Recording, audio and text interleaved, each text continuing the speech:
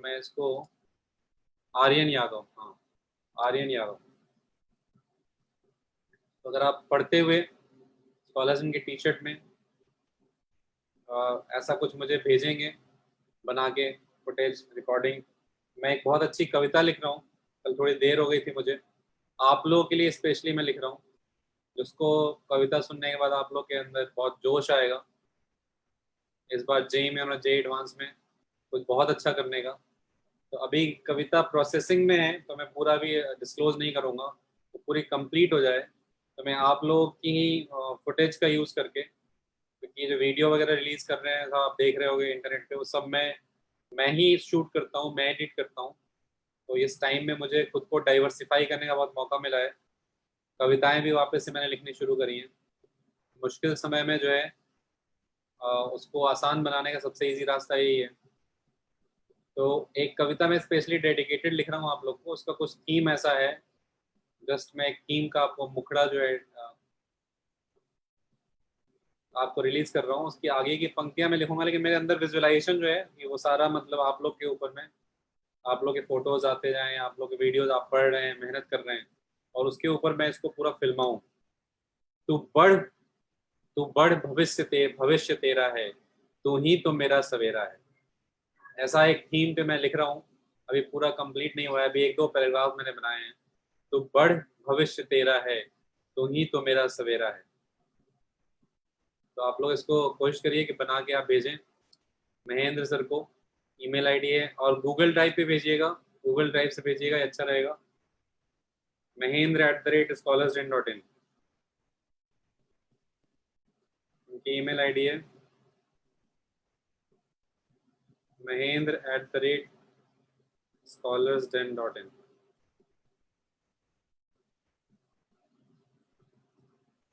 इस email ID पे आप भेजिएगा, या फिर आप गूगल लिंक है तो आप इस पर ही भेज सकते हैं, गूगल ड्राइव से अटैच करके meetbt@gmail.com। ये मेरी ईमेल आईडी है।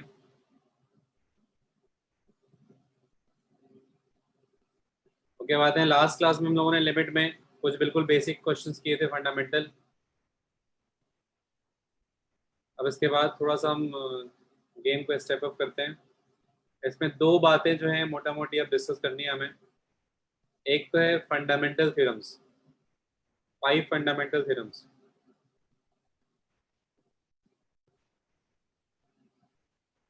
और एक ये बात है, तो मैं 5 फंडामेंटल थ्योरम से पहले इंपॉर्टेंट नोट्स में आपको बताना चाहूंगा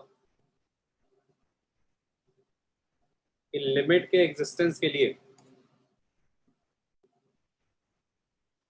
अगर हमें फंक्शंस के वेरियस अलजेब्रिक कॉम्बिनेशंस गिवन हो, जैसे if limit extend to c fx and limit extend to c gx, ये दोनों अगर एग्जिस्ट कर रहे हैं, दोनों एग्जिस्ट कर रहे हैं ना, आई am just adding the word both, ताकि कहीं कोई कंफ्यूजन ना हो, ऐसा ना लगे आपको कि सिर्फ मैंने सेकंड वाले के लिए कहा है। बोथ एग्जिस्ट, दोनों लिमिट एग्जिस्ट कर रहे हैं, then limit x tending to c f plus minus g,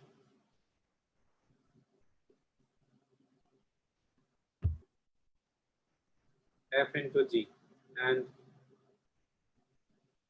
limit x tending to c f by g must exist. अच्छा एक मिनट, f by g जब आ गया तो मुझे यहाँ पे एक चीज क्या लिखनी पड़ेगी भाई, कोई बता सकता है? G not equal to 0.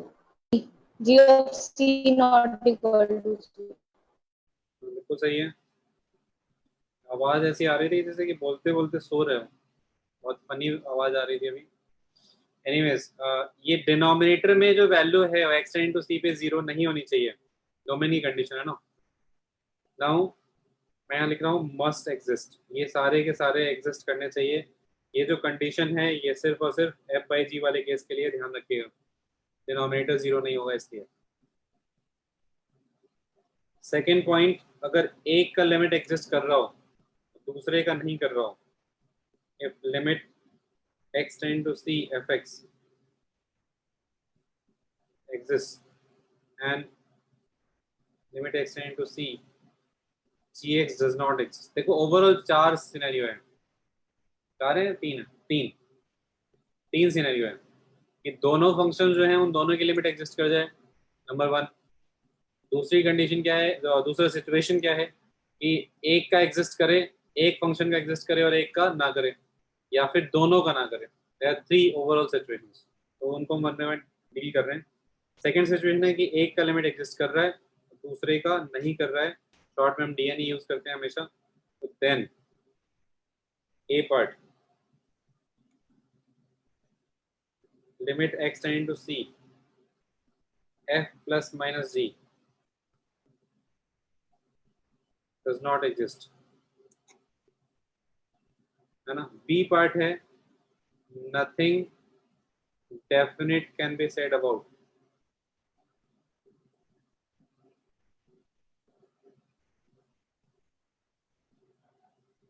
f into g and f by g। क्यों, ऐसा क्यों? मतलब कभी ये हो भी सकता है, कभी लिमिट एग्जिस्ट कर भी सकती है, कभी नहीं भी कर सकती है, इसलिए हम कह रहे हैं nothing definite can be said about. Now इसको समझते हैं। भाई पहला पार्ट में तो उसमें कोई इशू ही नहीं है, क्योंकि जब लिमिट एग्जिस्ट कर रहा है तो नहीं एग्जिस्ट करने का क्वेश्चन ही नहीं उठता है। एक क्वेश्चन उठता था, वो किस में उठता था, डिनोमिनेटर वाले में, तो उसको हमने कर दिया already not equal to 0। Now c 2 का ए पार्ट का हम प्रूफ देखने जा रहे हैं और इसको हम कॉन्ट्रडिक्शन मेथड से चेक करते हैं। Let limit x tending to c f plus g exist. और अब ये गिवन है कि limit x tending to c f exist, ये गिवन है।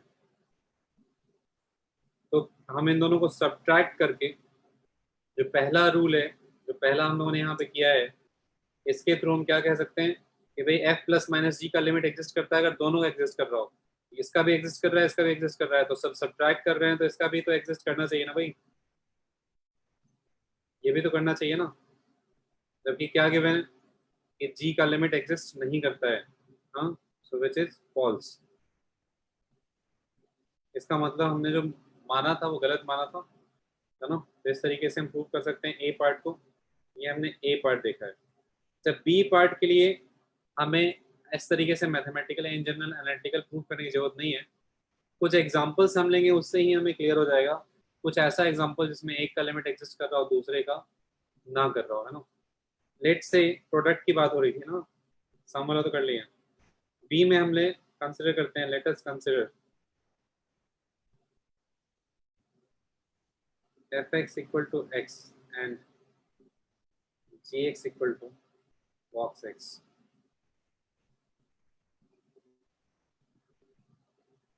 Now see gx greater interior of x है, ये इसका लिमिट एग्जिस्ट नहीं करता है कहाँ पे, इंटीजर्स में। क्यों, इंटीजर्स पे क्या हो रहा था भाई, लेफ्ट से अलग वैल्यू और राइट से अलग वैल्यू, जंप आ जाता है भाई। बेसिकली तुम लिमिट की अगर फीलिंग लोगे तो लिमिट की फीलिंग इस बात में है कि लिमिट कहीं ना कहीं ग्राफ में जंप को बताता है ना। वो जंप फाइनाइट भी हो सकता है, वो इनफाइनाइट भी हो सकता है। तो लिमिट, कंटिन्यूटी, डिफरेंशियबिलिटी, ये सारी जो चीज़ें हम पढ़ने वाले हैं, इसका मेन पर्पस क्या है कि हम फंक्शन का नेचर समझना चाह रहे हैं। What is the nature of the function, है ना।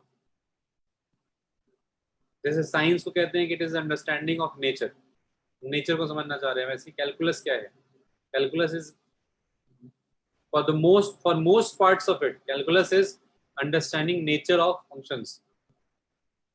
ये टूल्स हैं आपके, जो एओडी में हम पढ़ते हैं, मोनोटोनिसिटी पढ़ते हैं या कनकेविटी पढ़ते हैं, सेकंड डेरिवेटिव, ये सब क्या है, फंक्शन के नेचर को समझने की बात है। और रही बात फंक्शन की, तो फंक्शन क्या है, फंक्शन वो टूल है जिसके थ्रू हम बहुत सारे जो फेनोमेनन होते हैं नेचर में, उसको हम मैप करते हैं।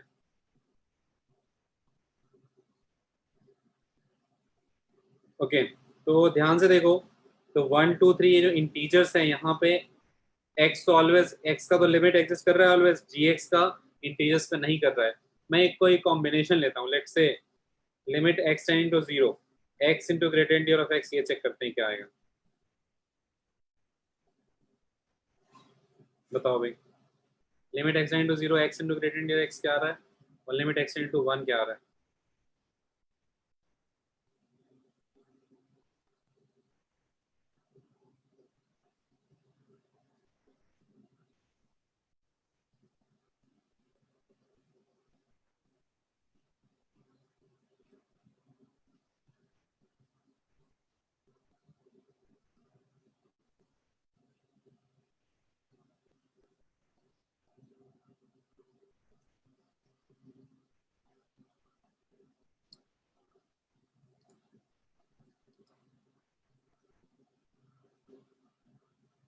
इन सब में बॉक्स जो है वो GIF है, मैं इकट्ठे सबके लिए लिख दे रहा हूँ, बॉक्स डॉट GIF। बताओ भाई, पहले में x इंटू, मैंने आप लोग को अनम्यूट करके बोलने का ऑप्शन दिया हुआ है, तो वो बेटर रहेगा। ये नहीं आ रहा है। माइक का वॉल्यूम चेक करना, तुम्हारे में शायद पता नहीं क्यों बहुत आवाज अजीब सी आती है। रिया बोल रही थी ना, 0 आ रहा है पहले का, दूसरे का DA नहीं आ रहा है। पहले का 0 बता रहे हैं, दूसरे का DA नहीं बता रहे हैं। अब देखो इसे, ये आंसर बिल्कुल सही है। देखो इससे क्लियर हो जा रहा है कि जब एक ही सेट ऑफ फंक्शंस के लिए हमने लिया है ना, अभी हमें सोचना है केमिस्ट्री की तरह कहीं सारे एक्सेप्शन तो नहीं है, ऐसा नहीं होता, मैथ्स में एक्सेप्शन नहीं होता है भाई। तो मैं क्या कह रहा था आपसे कि अगर एक ही कॉम्बिनेशन के लिए एक जगह पे लिमिट एग्जिस्ट कर रहा है, दूसरे पे नहीं कर रहा है, तो बात यही खत्म हो गई ना, बाकी के लिए क्या बात करें। देखो इसको चेक करने के लिए, 0 के पॉजिटिव साइड से, 0 के नेगेटिव साइड से, 0 के पॉजिटिव साइड से गए तो ग्रेडियंट की वैल्यू, हालांकि इसमें डिस्कस करने वाली कोई बात नहीं आएगा, दोनों तरफ से, दोनों तरफ से 0 ही आएगा। समझ में आ रही है कि नहीं बात। क्यों आएगा, क्योंकि भाई ग्रेडियंट ऑफ x तो कोई फाइनाइट वैल्यू ही देगा ना, मल्टीप्लाई क्या हो रहा है इसमें 0, तो मैं डायरेक्ट भी लिख सकता हूँ 0। अब जब हम 1 की बात कर रहे हैं, तो 1 के लेफ्ट साइड से, तो 1 के राइट साइड से, और 1 के लेफ्ट साइड से क्या होगा, बाहर जो लेफ्ट से जा रहा है, ये कौन फूक मामा के डरा रहा है भाई, यशी है क्या। मैं फिर म्यूट ही कर रहा हूँ फाइनली सबको, ताकि क्लास डिस्टर्ब ना हो। ओके, मैं आपसे कह रहा था कि 1 के नेगेटिव साइड से जाएं, पॉजिटिव साइड से जाएं, x तो 1 ही को जाना है, तो उसको तो इग्नोर करो, ग्रेडियंट ऑफ x पे आ जाओ। ग्रेडियंट ऑफ x का ग्राफ ये रहा, 1 के लेफ्ट से जा रहे हैं तो वैल्यू कहाँ जा रही है 0 को, ये हो जाएगा 0। 1 के राइट से जा रहे हैं तो वैल्यू कहाँ जा रही है 1 को, तो ये हो गया DNE। अब आते हैं x अपॉन सिग्नम x पे। x अपॉन सिग्नम x में 0 को जो हम अप्रोच कर रहे हैं, तो नीचे तुम्हें पता है या तो 1 होगा या -1 होगा, तो ये तो दोनों तरफ से क्या हो जाएगा 0। लेकिन अगर हम बात करें इसकी,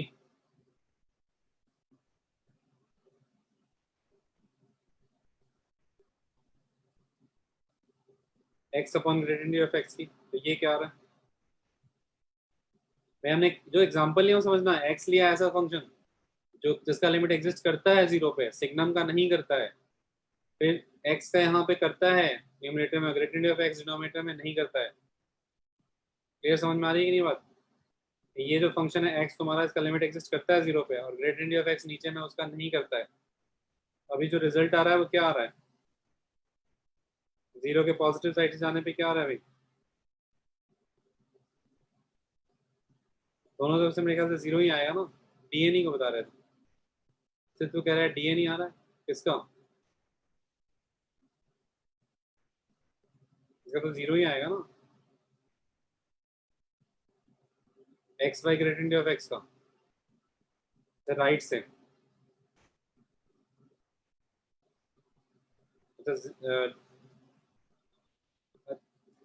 नहीं, इसमें एक मिसकंसेप्शन है तुम्हारा, और क्लियर हो जाएगा इस एग्जांपल के बहाने से। देखो 0 के जब हम राइट से जा रहे हैं तो ग्रेडियंट ऑफ x की वैल्यू 0 हो रही है, डिनोमिनेटर 0 है तो नॉट डिफाइंड होगा, इसका मतलब ये वन साइड लिमिट का केस हो गया है ना। तो हम इसको जो लिखेंगे ये, चलो इसी बहाने से एक अच्छा कॉन्सेप्ट आपको समझ में आएगा कि एक्चुअली जीरो के नेगेटिव साइड जा रहे हैं तो इसकी वैल्यू जीरो है, जीरो के पॉजिटिव साइड से जा रहे हैं तो ये नॉट डिफाइंड है कि डिनोमिनेटर जीरो हो गया, ये उसके डोमेन में नहीं है। तो उस केस में आप इसको आंसर डीएनई नहीं बोलेंगे, इसका आंसर जीरो होगा। यहाँ पे मैं लिख दे रहा हूँ, this is a case of one sided limit. कोई और एग्जांपल ले लेते हैं, let's say limit extending to 2 x upon gradient of x, ये क्या रहा है बताओ।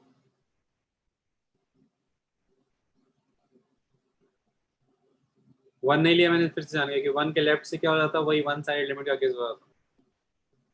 भाई फंक्शन कैलकुलस के अंदर इस बात का ध्यान रखना है कि किसी भी चीज की बात कहाँ होती है, डोमेन में। जब ये इंटरवल उसके डोमेन में नहीं है, नहीं है, बिल्कुल गलत आप कंक्लूजन बता रहे हैं। मैंने ये इन्होंने एक लिखा है स्टूडेंट ने, कि मैंने बोला था कि दोनों साइड से डिफाइन होना चाहिए, बिल्कुल गलत आप कह रहे हैं। ये बात हुई थी कि LHL equal to RHL is equal to F is equal to a finite quantity, लेकिन अगर RHL एग्जिस्ट ही नहीं करेगा तो उस सिचुएशन में हम सिर्फ LHL देखेंगे, क्योंकि किसी भी चीज की बात कहाँ होती है, डोमेन में। इस बात को याद रखना, ये लाइन कैलकुलस में कई बार मैं बता चुका हूँ। हर चीज की बात होती है डोमेन में, जहां वो डिफाइंड है। अब आते हैं x upon gradient of x पे। टू के पॉजिटिव साइड से, लेट से टू के पॉजिटिव साइड से इसकी वैल्यू निकालते हैं। इसकी वैल्यू क्या रहेगी, ऊपर तो टू को ही जाएगा, नीचे टू के पॉजिटिव साइड से वैल्यू क्या हो जाएगी, 2 से 3 के इंटरवल में ग्रेडियंट की वैल्यू क्या होती है, 2, ये हो जाएगा 1। टू के नेगेटिव साइड से वैल्यू क्या आ रही है, बोलो।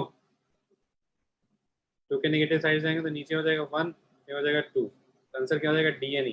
तो इस तरीके से आप देख सकते हो एफ इंटू जी और एफ बाई जी दोनों एग्जाम्पल में कि हम कुछ नहीं कह सकते हैं। अब रह गया थर्ड पॉइंट। दो पॉइंट्स हम कर चुके हैं, थर्ड पॉइंट को एक नोट करेंगे, और इसका मैं प्रूफ नहीं बताऊंगा, अप्रोच मैंने बता दिया, आप खुद ऐसे करके चेक कर लीजिएगा। थर्ड पॉसिबिलिटी क्या रह गई है, if both limit x tending to c f x and limit x tending to c gx does not exist, then nothing definite can be said about the sum product or quotient function। किसी के बारे में कुछ नहीं कह सकते हैं। एक का लिमिट एग्जिस्ट कर रहा हो, दूसरे का नहीं कर रहा हो, तो उस केस में सम डिफरेंस का नहीं करता है ना। प्रोडक्ट और क्वोशेंट के बारे में कुछ नहीं कह सकते हैं।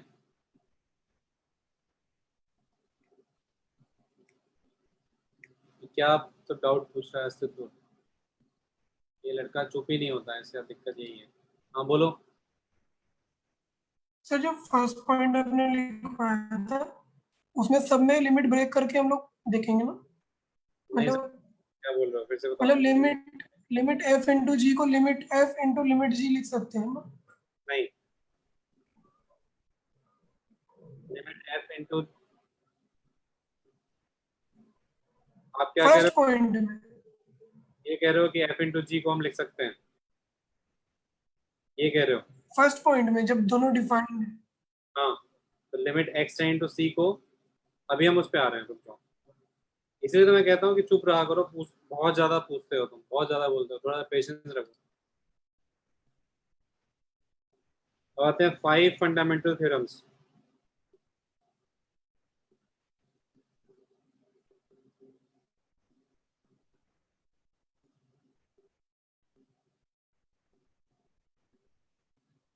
इसमें हम ये डिस्कस करने जा रहे हैं कि if limit x tending to c fx equal to L and limit x tending to c gx equal to m, where L and m are finite quantities. Finite quantities क्यों defined है, limit exist कर रहा है, इसके लिए condition है. Then we are going to learn this 5 rules. First one is sum rule, that limit x tending to c fx plus gx is equal to limit x tending to c fx plus limit x tending to c gx. Second, देखो sum rule है तो obviously difference rule भी आ ही जाएगा, related है दोनों काफ़ी closely, फिर भी अलग से लिखवा दे रहा हूँ. एफ एक्स माइनस जी एक्स, ये बात कब हो रही है, तो दोनों लिमिट एग्जिस्ट कर रहे हैं, ध्यान रखना. लिमिट मतलब, या फिर इसको शॉर्ट में, क्योंकि एल एम लिख चुके हैं हम ऊपर, मैं इसको एल प्लस एम लिख दे रहा हूँ ताकि अगले वाले में से ये वाला स्टेप में हटा के सीधे एल माइनस एम लिख जाऊँ. Third, product rule.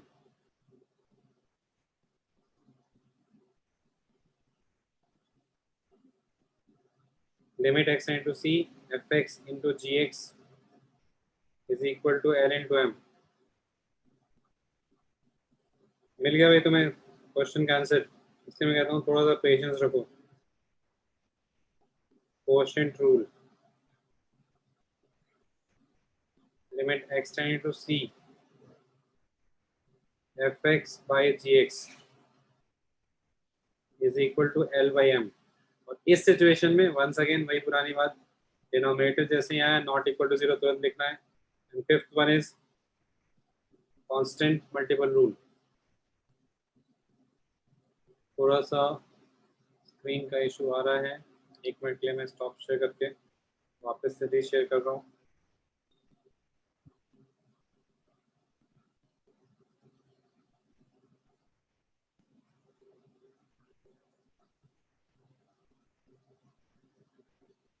तब तक आप लोग रूल लिख लीजिए खुद से. कांस्टेंट मल्टीपल रूल में लिखाने जा रहा था आपको.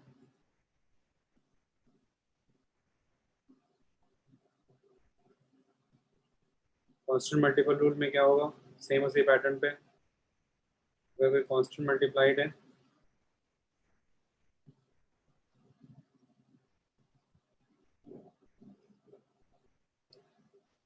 लेट मी री शेयर इट. मैं जो चाह रहा था नेटवर्क मुझे मिल नहीं रहा है.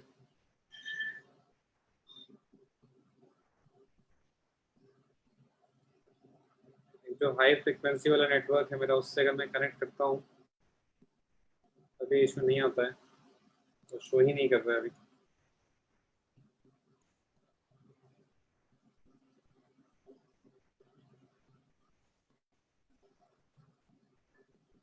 It's not showing. मैं फिर से री शेयर कर रहा हूँ उसी नेटवर्क पे.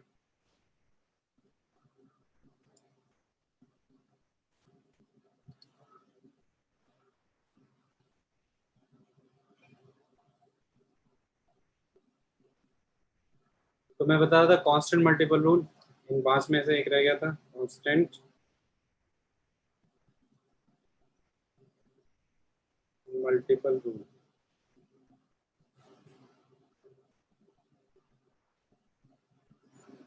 Limit x tending to c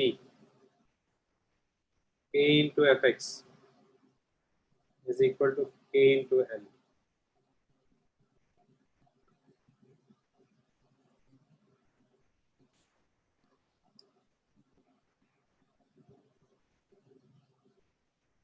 अब इसके बाद हम चलते हैं कुछ स्ट्रेटजीज प्रॉब्लम सॉल्विंग की डिस्कस करते हैं.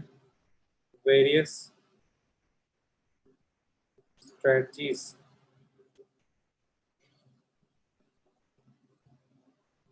To evaluate limits. सबसे पहले हम बात करने जा रहे हैं अलजेब्रिक मेथड्स की. We are going to discuss algebraic methods first. अब अभी तक हम जो डिस्कस कर रहे थे उसमें हम लिमिट के एग्जिस्टेंस की कंडीशन, लिमिट कब एग्जिस्ट करता है, लिमिट है क्या, वो समझ रहे थे। अब हम लिमिट्स इवेलुएट करने की तरफ चल रहे हैं ना। अलजेब्रिक मेथड्स में जो हम जनरली यूज करते हैं वो सारा मैं लिख देता हूँ, आपको बता देता हूँ शुरू में एक ब्रीफ ओवरव्यू। बहुत सिंपल टेक्निक्स हैं अलजेब्रिक टेक्निक्स जो हम लोग काफ़ी टाइम से यूज करते आ रहे हैं। फैक्टराइजेशन है, रैशनलाइजेशन है,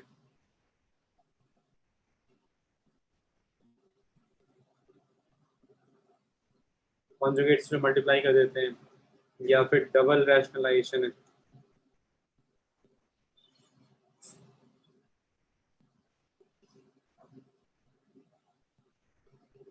या फिर यूज ऑफ बाइनोमियल थ्योरम है। अलजेब्रिक आइडेंटिटीज जो क्लास 8 के एनसीईआरटी में आप लोगों ने पढ़ी थी, बिल्कुल basic identities, a + b × a - b, मतलब मैथमेटिक्स का वो हिस्सा जो शायद एक काम करने वाली बाई को भी याद रहता है कि a + b का होल स्क्वायर क्या होता है, a² - b² क्या होता है, वो बेसिक आइडेंटिटीज की बात कर रहा हूँ। अलजेब्रिक आइडेंटिटीज a³ - b³ वाला, a - b इंटू, ये जो अलजेब्रिक आइडेंटिटीज हैं इनके थ्रू बहुत इजीली क्वेश्चंस हो जाएंगे आपसे।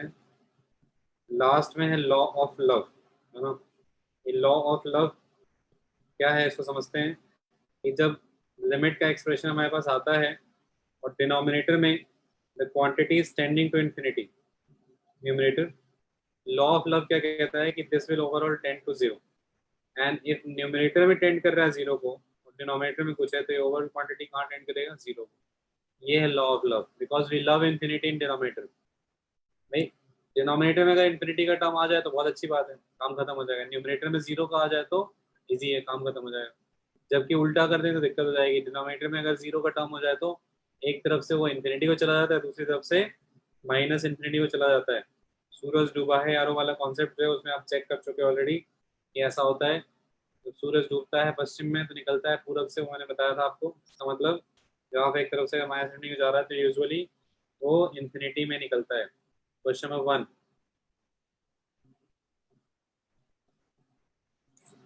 रैपिड फायर राउंड में क्वेश्चंस की प्रैक्टिस करेंगे हम लोग काफ़ी सारे, सो दैट हमको लिमिट की फीलिंग आनी शुरू हो जाए।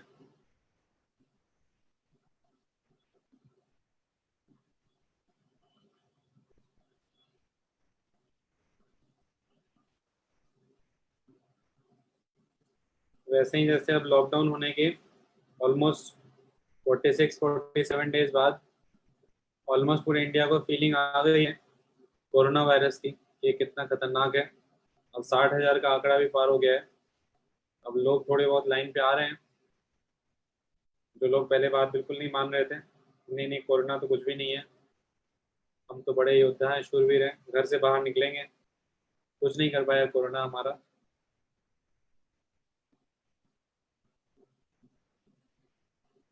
आप लोग तो नहीं निकल रहे हैं ना भाई। भाई सब्जी से लेके बाकी सारा सामान भी जब होम डिलीवरी चल रही है, जरूरत क्या है बाहर निकलने की।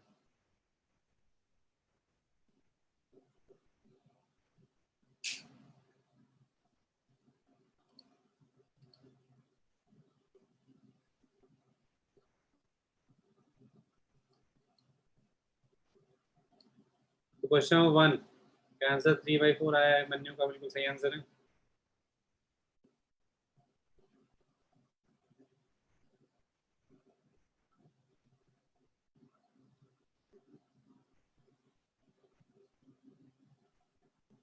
कुछ लोग ये भी ऑब्जेक्शन रेज कर रहे थे कि भाई 23 अगस्त को एचआरडी मिनिस्ट्री ने क्या सोच के जेई एडवांस का डिक्लेयर कर दिया डेट, क्योंकि केसेस बहुत तेजी से बढ़ते जा रहे हैं।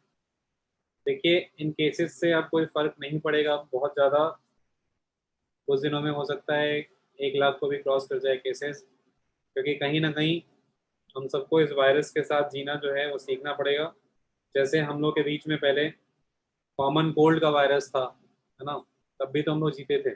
वो जो वायरल फीवर होता है, उसका भी वायरस हम लोग के आसपास था। जब भी मौसम चेंज होता था तो लोगों को वायरल फीवर होने लगता था, है ना।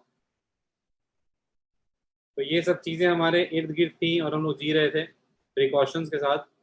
वैसे ही जीना सीखना पड़ेगा प्रिकॉशंस के साथ जब तक ये कम्प्लीटली ख़त्म नहीं हो जाता है। इसलिए आप लोग इन डेट्स को फाइनल मान के पूरी प्लानिंग करके लग जाइए। I do not think there will be any extension in this dates of JEE main and advanced. Question number 2 का आंसर 8 आया है, यशी सक्सेना का बिल्कुल सही आंसर है।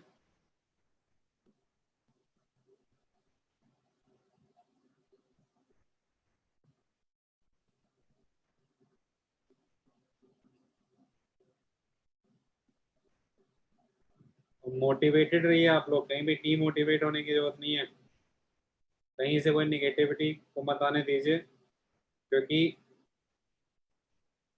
हमसे पिछली जनरेशन ने इससे बुरे दिन देखे हैं। उन्होंने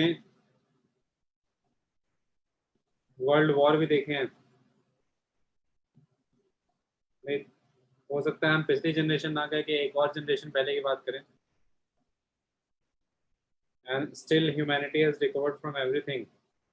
There is no need to panic and be negative. Question number 1 पे आते हैं। एक सिंपल सा अप्रोच, x जब 5/4 को अप्रोच कर रहा है तो कॉर्टेक्स अप्रोच कर रहा है 1 को, क्यों ना हम पहले स्टेप में ही सिंप्लीफिकेशन को इंट्रोड्यूस कर दें कि इसको हम रखते हैं t। I am just putting cortex equal to t। t tending to 1 पे t³ -1 हो जाएगा और t³ + t-2 हो जाएगा। और आपको एक बात और मैं बता दूं कि जब t टेंड कर रहा है 1 को तो हमें ये देखना जरूरी था, स्टार्टिंग में हमने देख लिया था ये कौन सा फॉर्म बन रहा था 0/0। ये हमेशा चेक करना जरूरी है। लिमिट के अंदर एक कॉमन मिस्टेक है कि लोग ये मान लेते हैं कि कोई ना कोई इंडिटरमिनेट फॉर्म बन रहा होगा। हमेशा सबसे पहले चेक करना है कि इंडिटरमिनेट फॉर्म कौन सा बन रहा है, वरना इसी टॉपिक में मैं आपसे ऐसे क्वेश्चंस कराऊंगा जहाँ पे आप इस आदत से मजबूर होने की वजह से बहुत सिंपल क्वेश्चंस के गलत आंसर निकालेंगे। थर्ड का आंसर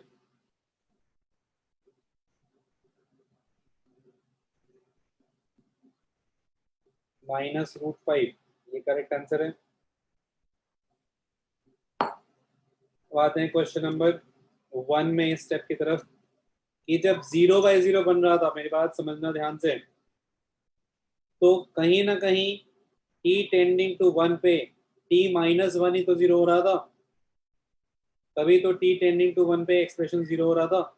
वैसे भी फैक्टर थ्योरम से हमें पता है कि t की जगह 1 रखने पे अगर एक्सप्रेशन 0 हो रहा है तो t-1 फैक्टर है। तो मुझे पहले से ही इस बात का अंदाजा है कि t-1 जो है प्रॉब्लम क्रिएटिंग एलिमेंट है।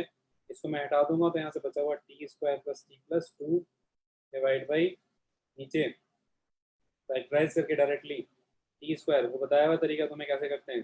t-1 है, t³ + t-2 है ना। तुम्हें पता है पहला टर्म t² होगा, कांस्टेंट से देखो तो यहाँ पे क्या होगा 1, t-1 से डिवाइड कर रहे हो तो मैं यही टर्म तो देखना है कि ये टर्म क्या है ना। तो ये टर्म क्या होगा ये भी डायरेक्टली बता सकते हो, क्यों कि t² का कोई टर्म ही नहीं है। t × t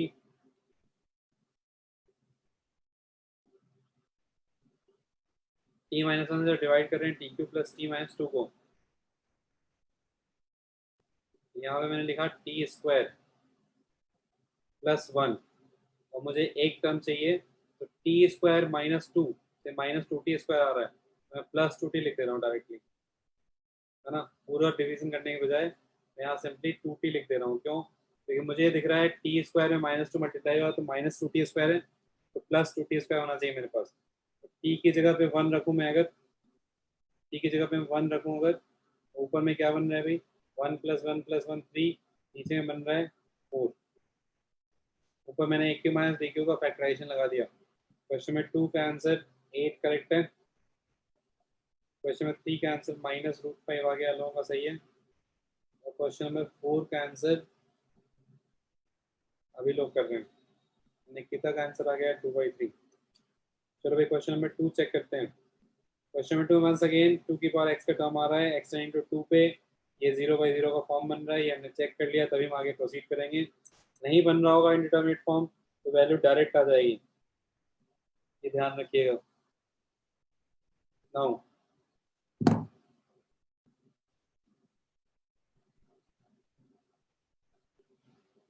क्वेश्चन नंबर 2 में 2 की पावर x को मैं t रख देता हूँ, जिससे limit t tending to 4 t plus 8 by t minus 6 divide by 2 की पावर x की जगह मैंने t रखा है ना, तो ये हो जाएगा 1 by root t minus 2 by t. So we get limit t tending to 4 t square minus 6t plus 8 divide by, देखो ऊपर से भी t आया नीचे, तो ये रूट टी माइनस 2 बन जाएगा. तो t माइनस 4 जो प्रॉब्लम क्रिएटिंग एलिमेंट है उसे मैं हटा सकता हूँ. क्यों? क्योंकि मैं इसे t माइनस 4 बना दूंगा. इसका जो जुड़वा भाई है रूट टी प्लस 2, ये ऊपर को तो अभी आ रहा है, लेकिन अगले क्वेश्चन से हम लोग ये काम नहीं करेंगे, इसे हम डायरेक्टली बाहर कर देंगे. क्यों बाहर करेंगे भाई? देखो रूट टी प्लस 2 मेरा प्रॉब्लम क्रिएटिंग एलिमेंट नहीं है, ये आपको साफ साफ समझ में आना चाहिए. रूट टी प्लस 2 मेरा प्रॉब्लम क्रिएटिंग एलिमेंट नहीं है जो मैंने यहाँ लिखा है. क्यों? टी की जगह 4 रखने पे वो क्या बन जा रहा है? 4. प्रॉब्लम क्रिएटिंग एलिमेंट वो होगा ना जो इंडिटरमिनेट फॉर्म बनने में कंट्रीब्यूट कर रहा होगा. तो मैं इसको क्या करूंगा? बाहर अगली क्वेश्चन से. इसका यूज करते हुए लिमिट्स में अभी जो 5 फंडामेंटल थ्योरम्स पढ़े हैं उसके प्रोडक्ट रूल का यूज करते हुए ये 4 आ गया बाहर, t माइनस 4 का फैक्टर कट गया, t की जगह 4 रखने पे 4 minus 2 that is 8. Question number 3 पे आते हैं. क्वेश्चन नंबर 3 में रैशनलाइज करते हैं. अगर 0 बाई 0 का फॉर्म बन रहा है, चेक करते रहिएगा हमेशा इनडिटरमिनेट फॉर्म बन रहा है कि नहीं. तो we get limit x tending to 0 x. अब देखो यहाँ पे समझदारी इस बात में है कि जब मैं रैशनलाइज कर रहा हूँ तो दिस माइनस दिस 0 हो रहा है, लेकिन दिस प्लस दिस क्या बनेगा? 2√5.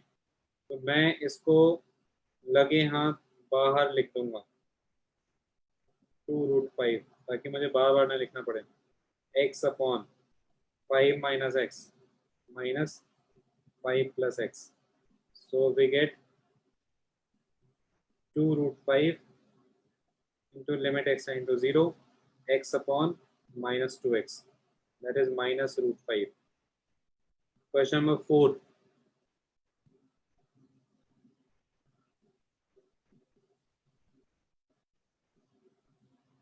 क्वेश्चन नंबर 4 का आंसर 2/3 आ गया है. काफी लोगों का बिल्कुल सही है.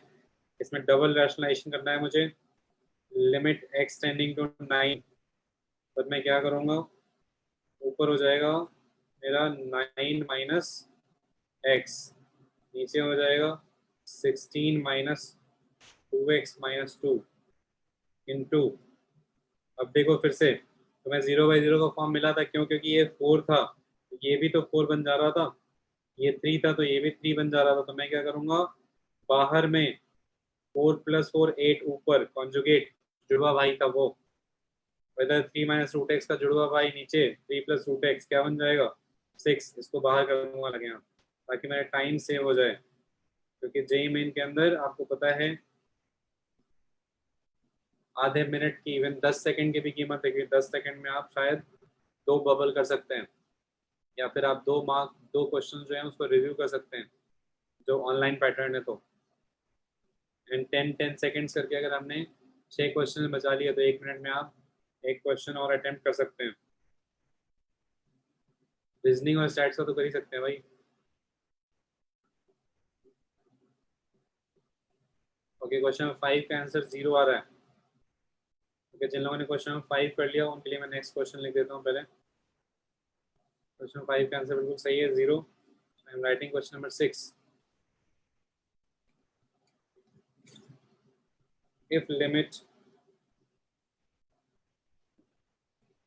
if limit x tending to 0 root under of ax plus b minus 2 divided by x equal to 1, find a and b.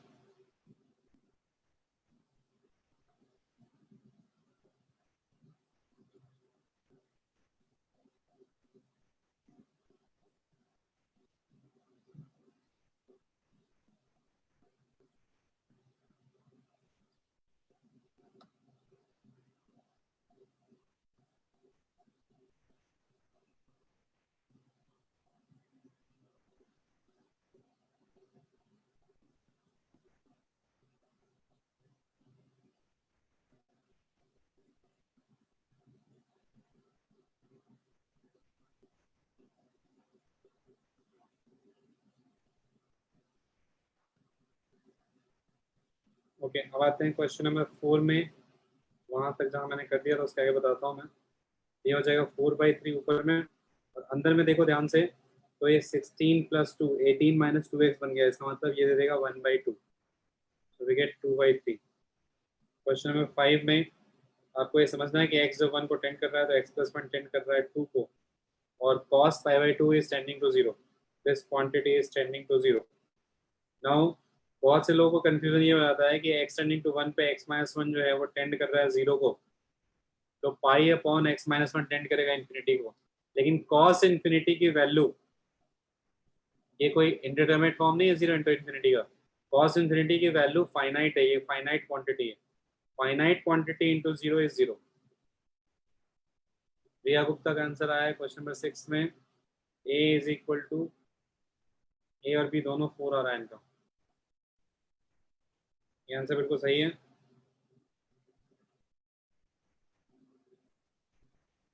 अच्छी बात है कि आप लोग समझ रहे हैं मेरा पर्पस क्या है, वो है आपकी स्पीड बढ़ाना, बट स्टेप बाय स्टेप करिएगा। Do not try to skip या बाईपास एनी स्टेप। कि अभी तो क्वेश्चंस इजी हैं, तो जैसे ही क्वेश्चंस टफ होंगे थोड़ी सी दिक्कत होने लगेगी आप लोगों को।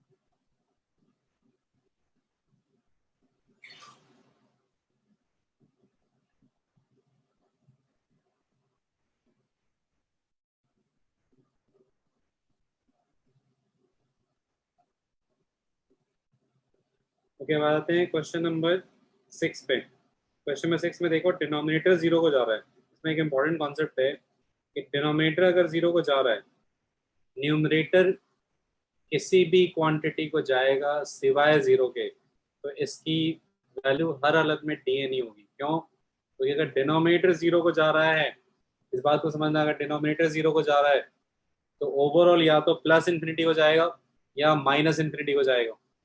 किसी भी हालत में ये फाइनाइट क्वांटिटी नहीं देगा। अगर फाइनाइट क्वांटिटी नहीं दे रहा है तो इसकी वैल्यू क्या होगी? डी नहीं। जबकि यहाँ पे क्या गिवन है?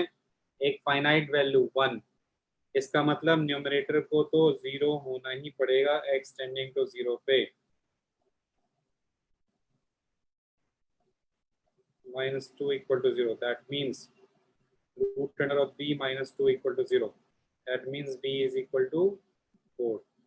b is equal to 4, b 4 आ गया। नाउ सी, इसके बाद मुझे रैशनलाइज करना है ax + 4 - 4 divide by x into root under of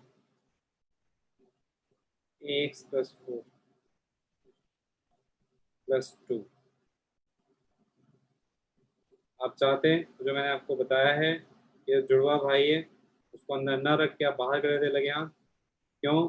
क्योंकि ये तो 2 + 2 बन रहा है, उससे आपका एक स्टेप बच जाएगा और यहाँ पे एक्स और एक्स कट जाएगा। तो ये लिमिट x × 0 भी हटा देता हूँ मैं, सिंपली आ गया a। इसकी वैल्यू क्या गिवन है? 1। इसका मतलब a = 4।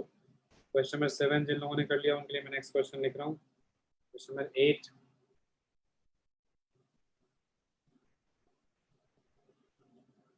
यहाँ पे सॉरी, क्वेश्चन नंबर 8 लिख दिया मैंने ऑलरेडी। यहाँ पे क्वेश्चन नंबर 8 और 9 लिख दिया मैंने।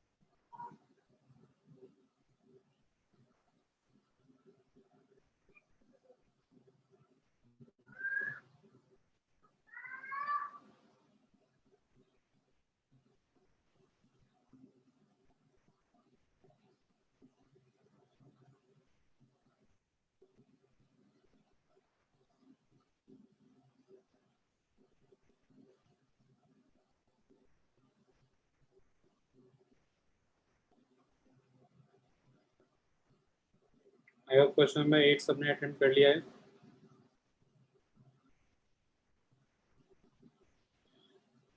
क्वेश्चन नंबर 8 देखिए क्या है। इस क्वेश्चन में हमें ये देखना है कि ऊपर और नीचे जो डिग्री है n की वो क्या बच रही है। कैसे?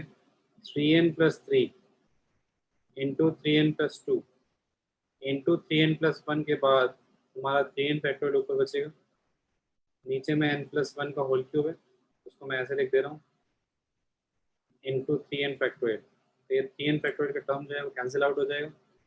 नाउ सी, ऊपर 3n प्लस और नीचे n plus 1, limit n tending to infinity में हम करते क्या है, लॉ ऑफ लव लगाते हैं। लॉ ऑफ लव मतलब n से हमने डिवाइड कर दिया। n से डिवाइड क्यों किया? क्योंकि हमें तो n चाहिए डिनोमिनेटर में, तो 3 प्लस 3/n। देखो बेसिकली होता यही है, लेकिन ये चीज़ें हम दिमाग में करेंगे कि हमने ऊपर नीचे n से डिवाइड किया। 3/n और 1/n, ये दोनों टर्म्स 3/n और 1/n ये दोनों टेंड करेंगे जीरो को, n टेंड टू इन्फिनिटी में। तो ऊपर क्या बचेगा भाई? 3 और नीचे बचेगा 1। तो ये हम डायरेक्ट लिख सकते हैं, 3 ऊपर में नीचे 1, ऊपर में 3 नीचे में 1, यहाँ से आ जाएगा 27। तो ये काफ़ी सारा चीज़ जो है हम लोग ओरली कर सकते हैं, दिमाग में कर सकते हैं।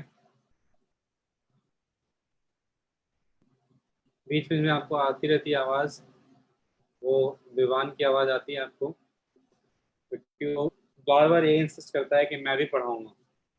उसको लगता है कि भाई ये कौन सा काम, ऐसा कौन सा काम है जो मैं नहीं कर सकता हूँ। तो कहता है कि मम्मी पढ़ाती हैं, पापा पढ़ाते हैं, तो मैं भी पढ़ाऊँगा। मैं पूछता हूँ कि क्या पढ़ाओगे बच्चों को? बोलता है जंगल बुक पढ़ाऊँगा। पढ़ना है क्या भाई आप लोगों को jungle book? Question number 9।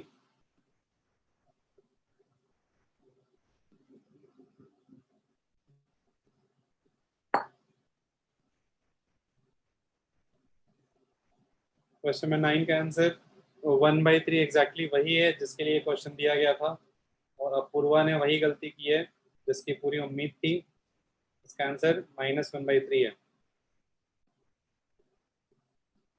Exactly वही मिस्टेक जिसके लिए क्वेश्चन बनाया गया, जिस चीज़ को समझाने के लिए कि एक्चुअली जो प्रोसेस हो रहा है वो ये हो रहा है कि आप x से मल्टीप्लाई डिवाइड कर रहे हैं, रूट के अंदर पे x² जा रहा है। तो आप अगर रूट के अंदर से x² कॉमन निकाल रहे हैं तो बाहर में, क्वेश्चन नंबर 9 में चेक करो, बाहर में mod x आएगा।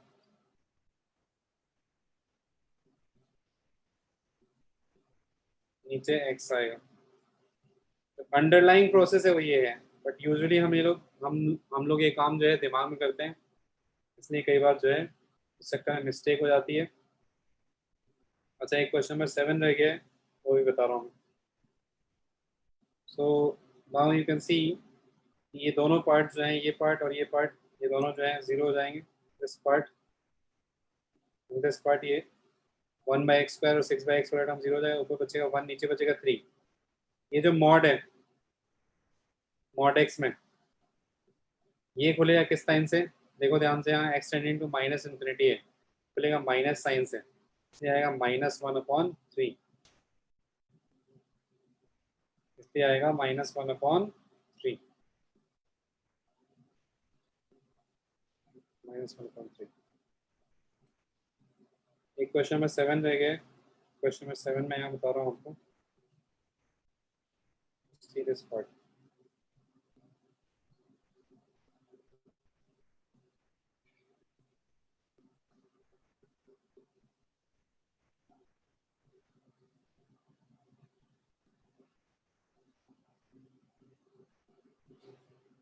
देखो क्वेश्चन नंबर 7 में यहाँ पे n³ है,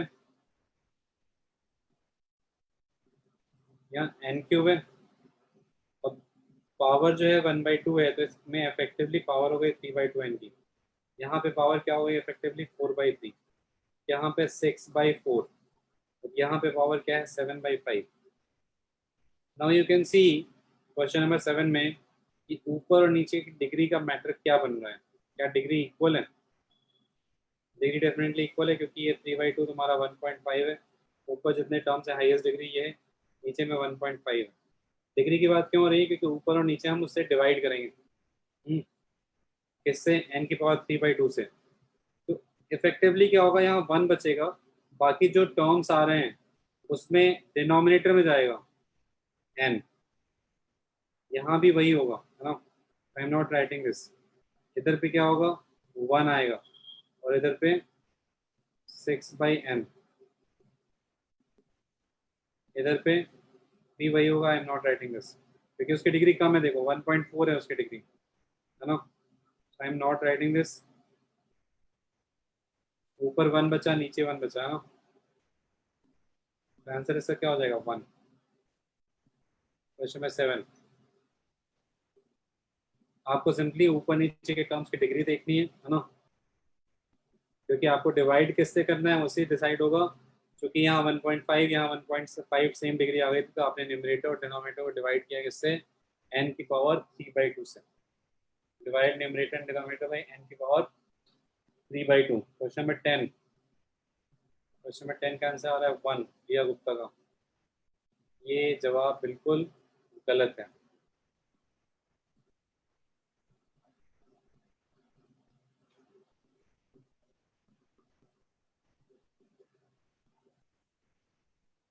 क्वेश्चन नंबर 10 क्विकली नोट करिए।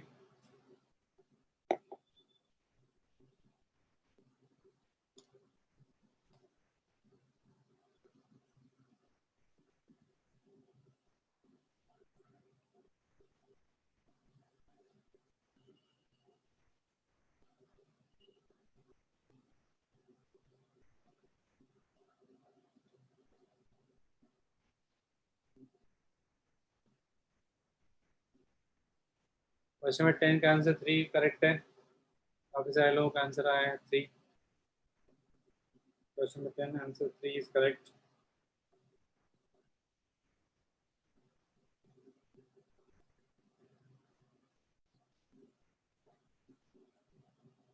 ओके, क्वेश्चन नंबर 10 देखो, जो Sn है आपका वो हो गया n into n plus 1/2। So when you are writing Sn-1, क्योंकि इन जनरल जो आपका यहाँ पे प्रोडक्ट बन रहा है वो Sn/Sn-1 ये लिखा हुआ है यहाँ पे लास्ट टर्म में। तो Sn-1 क्या होगा ये हमें फाइंड आउट करना है। What is Sn-1? So n into n plus 1/2 minus 1।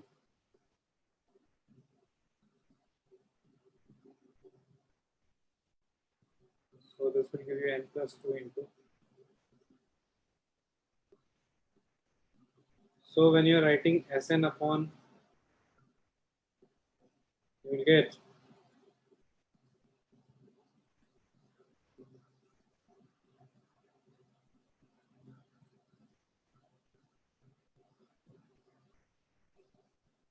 n upon n minus 1, n plus 1 upon n plus 2। मैंने इसकी पेयरिंग ऐसे इसलिए की है क्योंकि इसमें एक का डिफरेंस है। n-1 की जगह n रखने पे ऊपर का टर्म आ रहा है, और n+1 की जगह n की जगह n+1 रखने पे ये आ रहा है। कहने का मतलब ये हुआ कि जब आप Pn लिखोगे तो Pn में n की जगह 2 रखना है, तो क्या आएगा 2/1 इंटू 3/4। फिर n की जगह 3 रखोगे तो क्या आएगा 3/2 इंटू क्या 4/5। नेक्स्ट n की जगह 4 रखोगे तो क्या आएगा 4/3 into 5/6। Now you will see an interesting thing, ये 2 जो है कैंसिल हो गया, ये 4 जो है कैंसिल हो गया, ये 3 कैंसिल हुआ है, ये जो 3 था यहाँ पे इंटैक्ट है, ये 5 भी कैंसिल हो गया, ये 4 6 भी आगे कैंसिल होंगे। आप कहोगे सारे, तो डेफिनेटली सारे कैंसिल होंगे क्योंकि हम कहाँ तक जा रहे हैं इंफिनिटी तक, है ना। So when you are writing limit n into infinity Pn, तो सब कट जाएगा क्योंकि हम इंफिनिटी तक जा रहे हैं, कुछ बचेगा नहीं। सिर्फ बचेगा क्या 3 ऊपर और यहाँ नीचे 1, ये दो टर्म बचेंगे। Answer will be 3। आज के लिए बस इतना ही, यहाँ से कंटिन्यू करेंगे हम लोग नेक्स्ट क्लास में।